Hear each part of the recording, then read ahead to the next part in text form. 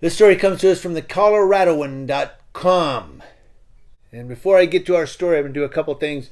First of all, happy Tea Party Day. It's not really an Independence Day, is it? It's the Supreme Court that we have, the government we have. It's happy Tea Party Day. But also, I'm going to put a link to a story about Jayland Walker in the description box below, and a link to the video, the actual body cam videos is on my community page. So if you want to go to my YouTube channel and go on the community page, I put a link to the video there. Why am I not doing it here? Because it'd be a waste of time, because YouTube would age restrict it. Surprised they haven't age restricted that one, but it's from a news station, so maybe they're like, oh, that's the news, that's the actual mainstream media. But if you go to my community page, you can watch this young man being executed. And again, I put a link to a story of it in the description box below. There's a lot of ifs here surrounding this. They're saying he found a gun in his car. He had a ski mask on. Ski mask, gun, don't look good. However, the police executed this kid. They shot approximately 90 times, shooting him approximately 60 times. And I saw that one of the officers reportedly almost shot two of the other officers. And the police chief has said, well, he was unarmed and running away. But he turned and Well, 90 times to shoot at him? That's an execution.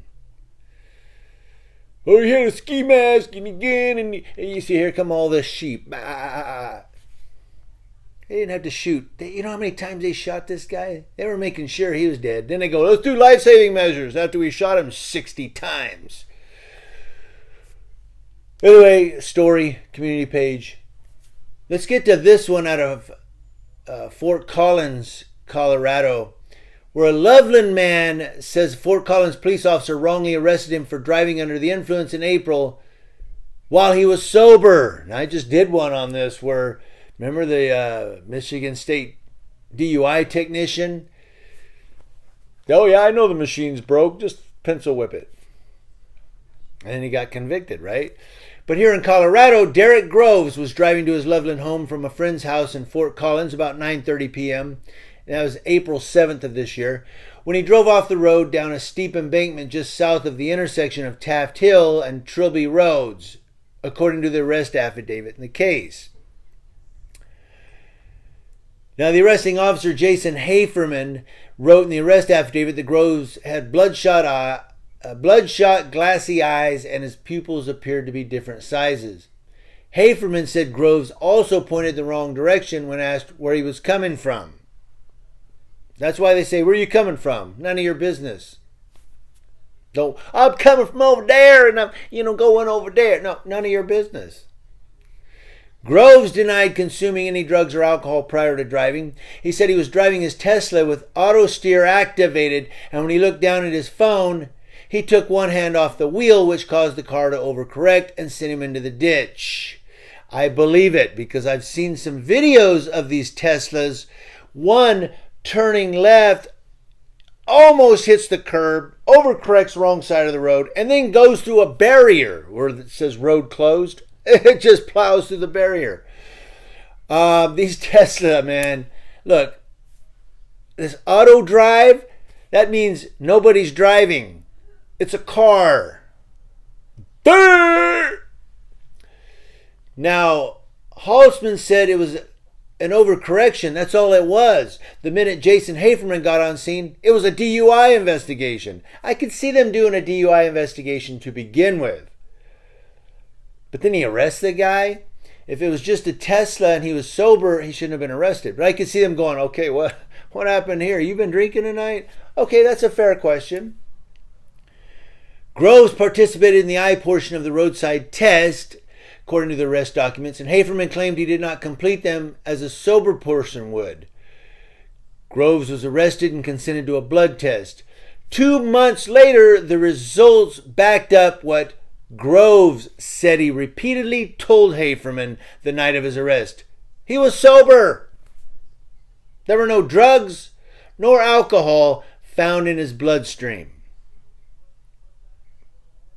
And people always say, don't do the blood. Don't do the blood. This one saved him. The district attorney's office dismissed the DUI charge in this case on June 14th of this year. Grove still faces a traffic offense charge of careless driving. Oh, yeah, got to get theirs. Got to get there. We're getting ours. What are we going to charge him with? He wasn't drunk. He was sober. So what can we charge him with? Careless, reckless driving. But it wasn't his fault. It was an auto drive car. He wasn't driving. He was just sitting there. The car was driving. It was a Tesla. As Pugface and I found out, in and out, this guy was arrested for DUI, and it was a Tesla. And the guy said, well, to the cop, I didn't drive here. It's an auto drive car. I just sat in it. It's a true story. All that's been said of Groves, he has been extremely traumatized by this. There's a real weight that he carried from this, and I think he'll live with this for the rest of his life. Of course he will. Now, it goes down from there. They say that Officer Haferman has a history of embellishing facts when making DUI arrests. A lot of cops have a history of embellishing the facts. Look at me when I gave my name 4 times. And when I said my date of birth, he repeated it. 10/21/66. Okay. And then told dispatch he's not giving me any information because I wouldn't spell my name. Well, that's an embellishment because I gave it 4 times. I said my name 4 times. But my point is, I digress. Here is another cop that just embellishes. Just, you know what? He had glassy, bloodshot eyes, and he looked drunk, and he was dead sober. According to the blood test. So if you think you're free in America here on Independence Day, you're about as free as law enforcement will allow you to be. Remember that. You're only as free as law enforcement allows you to be. Let that sink in on Independence Day.